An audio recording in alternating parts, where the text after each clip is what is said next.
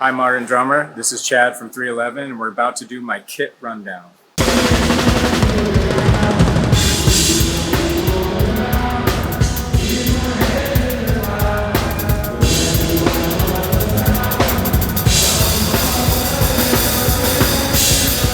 is my Pearl Master set, and it's a custom color, which I love. It's one of my favorite sets that I've had so far, and actually hard for me to go away from this set because I love it so much. But right here, I start with a 6-inch, and it's a 6x6, but it's a 6-inch. Then we go to a 10, and then a 12-inch here.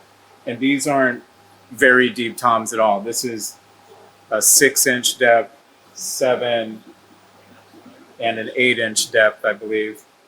Then over here, we got the 2 floor toms, 14 by 14, 16 by 16. Then obviously the bass drum, which I like a 16 by 22 or 22 by 16. So I'm kind of the shorter depth guy on the bass drum. I've been loving it. So on the heads for the kit, I got some black suede ambassadors. I've been using those for probably 4 years or so. Really digging them. I think acoustically for me, this is going to sound weird, but acoustically for me, they don't sound perfect. But when you put a mic on it, it is perfect. So it was kind of weird to be hearing it acoustically and not get the perfect tone. And then when I got a mic on it out through the system and on the in-ears, it's like totally perfect. So that's kind of a learning experience for me, because I think a lot of guys like to get the perfect sound, and then you put up a mic and then it's maybe a little bit different, So this time I put up, after I put up the mics, I was like, oh my God, I'm not touching those. Those are perfect for me. So we got some big sounds on the floor toms, and we're in a smaller club tonight, but usually I have a gong drum back here as well. And basically I just use that on my drum solo. And then over here, this whole section over here is kind of a section for my drum solos. Right here you have some Pearl Rocket Toms. You got some Remo Roto Toms, and this puppy right here is a Remo pedal Roto Tom. And they made these in the 80s. I actually saw Louis Bellson play on these. This probably took me 15 years to find. And then I found another one that was missing one part. So mine is a full rig. So I took that part and had it machined at a shop. And then I took that second one and I handed it to Danny Carey, because I know he's a total fan of Roto Toms, and I've seen him play with just Roto Toms before. So I was like, man, I don't know of any other dude that's going to appreciate this more than Danny, So I gave him one of these, but I love this thing. It goes back to, like I said, when Louis Bellson was playing them early 80s, and I don't think they make them anymore. So they get really mad if you call them up and ask for it. Obviously the heads on the Rocket Toms and the Roto Toms are old school black dots. I've done a lot of configurations. Sometimes I've used an ebony pinstripe on here, and those have a thicker tone for sure, but you want that sort of classic Rocket Tom sound, you kind of go with the black dot, from the 80s and stuff. And here is the pretty cool head. It's kind of sounds like a clear head or a glossy clear head, and they call these a Starfire. You have to be careful, because if you're playing a show and you have a light rig that's hitting this thing, it can totally blind you. But that's the only thing about that. But it sounds great, It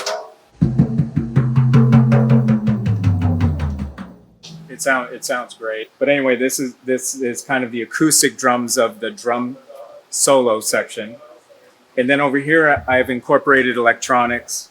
This is a Roland SPD SX pad where you can load samples into here. And I've had a bunch of different configurations over the years to do it, but the new one I'm using now is with this SPD.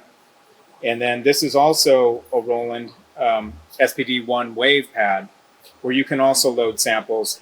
I usually just use this for intros because we do different notes at the beginning of our show, like an A or a D or whatever.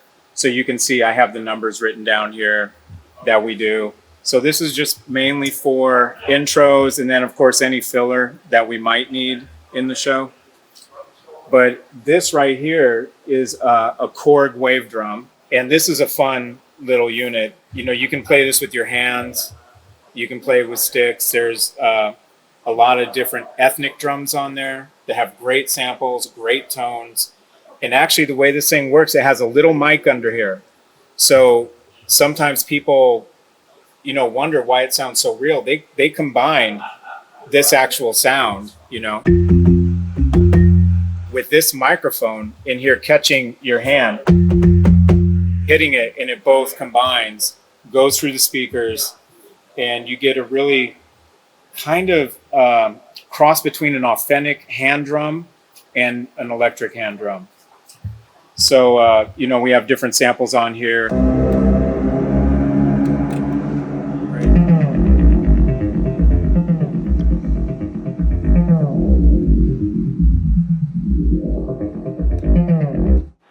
So this is just mostly used for the drum solo and everything. And then up top here, we have our array of Sabian cymbals. So I'm kind of a fan of the HHX and the Artisan. So these are HHX Evolution.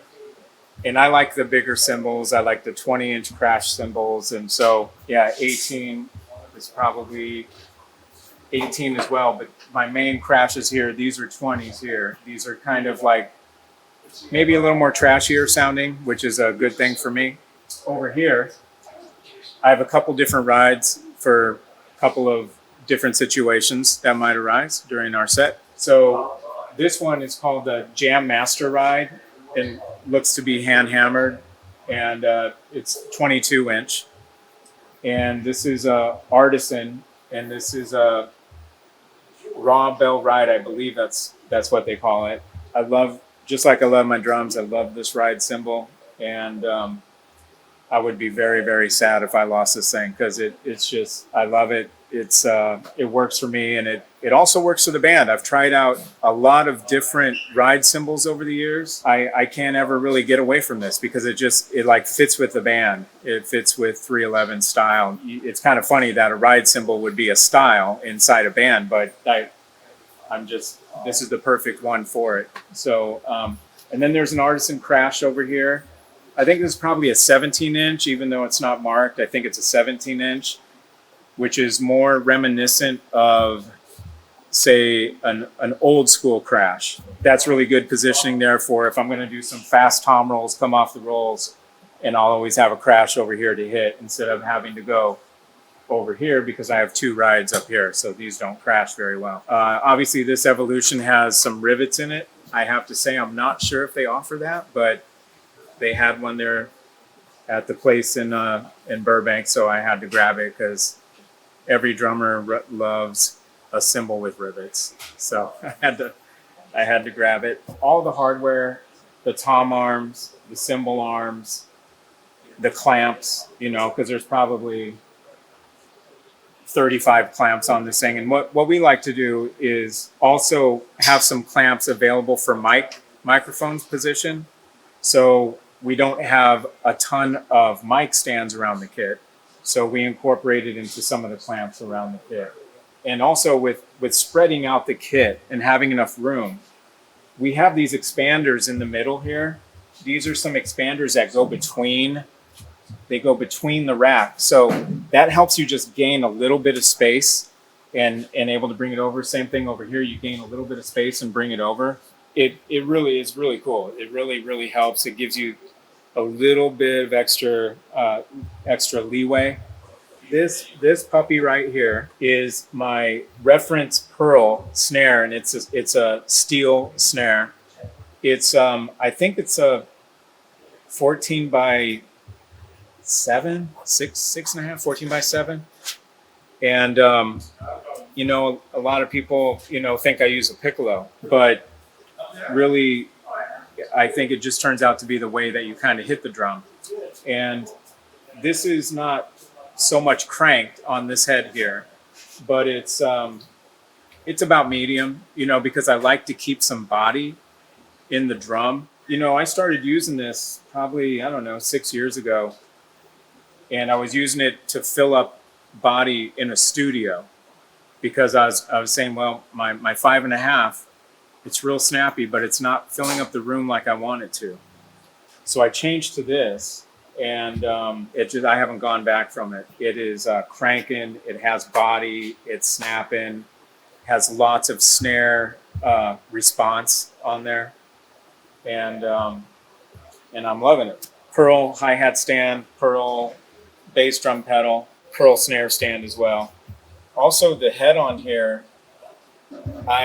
most people will think it's a white coated, but it's actually a smooth white coated. And I find it just has a little bit of like body to the head instead of just the coated ambassador. So the smooth white coated there, as well as the front bass drum head is a smooth white coated. I just kind of like them. They have a little bit of extra weight to them. That weight provides a little bit of extra body, in my opinion. I definitely did not want to skip these 15-inch artisan hats, but I did. So we'll come back to them. But these hats, I am just loving these hats. You know, at the time where I was grabbing some cymbals from Sabian, they didn't have a pair of 14-inch artisan hats. So I'm like, I'll grab the 15-inch. And just once again, with like a few other of these things, I just never went back because it was just exactly what I wanted. And they are just, you know, crisp, clean, open and rocking when I need them to be. And they get nice and tight with, you know, so there's no, I mean, that's super tight. Some hi-hats you press down hard and they're like, but this one you can get just crystal clear tightness. And when they're open, they're rocking. This right here is Sabian Radia hats. They're just sort of an effect cymbal. I use these on several songs. And they are a pair of hi-hats, even though they're on a cymbal stand. And so it gives you a different tone. It's a smaller tone and really cool, as well as these splash cymbals. And we do have to look at this one too. This right here is an old Sabian AA Roctagon. I'm sure that they don't even make this anymore. This is... I got this like early 90s, and now I've had it out with us for, you know, a few years now, and I'm hoping I never crack it because they don't make those anymore, but I can't just leave it on the shelf. You know, you got to use these things. So it's out here with us, and the people that know that that's almost from the 80s and early 90s, and really cool thing. The throne I'm using here is Rock and Sock hydraulic throne, and I kind of prefer this sort of square seat instead of a bicycle seat and instead of a smaller round seat. It's just better for my legs to come off. You know, Brian, my tech, who's been with me probably 18 years, we dial these measurements out so we know how tall it should be, how tall this snare should be. So, you know, it's always correct. And even though it's hydraulic, we always measure it, and it's all correct and everything. And I guess one of the things I wanted to go over was this stick of mine from Vader. And it's the Chad Sexton Custom, as you can tell. It's probably like a 3A. So I've had that for a while now, and we're real happy with it. And just wanted to give that a shout out real quick. Okay, guys, well, that's my kit, and hope you enjoyed this. And thanks to Modern Drummer for the opportunity for this. And we'll catch you out on the road later.